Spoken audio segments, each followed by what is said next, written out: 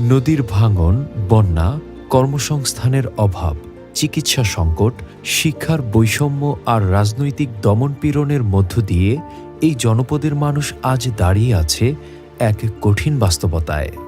তবুও এখানকার মানুষ হাল ছাড়েনি, কারণ তারা বিশ্বাস করে পরিবর্তন সম্ভব, যদি নেতৃত্ব হয় সৎ, সাহসী ও জনতার পক্ষে। এই অঞ্চলের মানুষের সবচেয়ে বড় সংকটগুলোর একটি হল স্বাস্থ্যসেবা। উন্নত চিকিৎসার অভাবে আজও একজন অসহায় রোগীকে ছুটতে হয় জেলা শহর কিংবা ঢাকায়। অনেক সময় টাকার অভাবে চিকিৎসা থেমে যায় একটি জীবন। শিক্ষা ছাড়া কোনো জাতি এগোতে পারে না, কিন্তু বাস্তবতা হল অনেক শিক্ষার্থী আজও ঝরে পড়ে দারিদ্র্যের কারণে।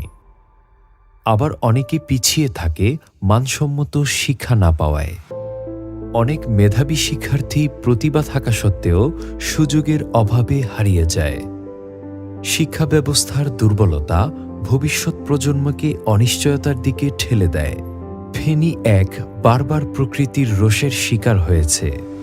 মুহুরী, সিলোনিয়া ও ফেনী নদীর ভাঙন, বন্যা, অবৈধ বালু উত্তোলন মানুষের জীবন ও জীবিকা ধ্বংস করেছে।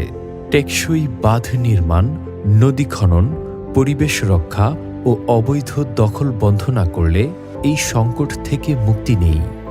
আমি চাই প্রকৃতির সাথে যুদ্ধ নয়, প্রকৃতির সাথে সমন্বয়ে টেকসই উন্নয়ন। আসুন আমরা সবাই মিলে ইতিহাসের ধারাকে বদলাই। ভয় নয়, সত্যকে বেছে নিই। বৈষম্য নয়, ন্যায়ের পক্ষে দাঁড়াই।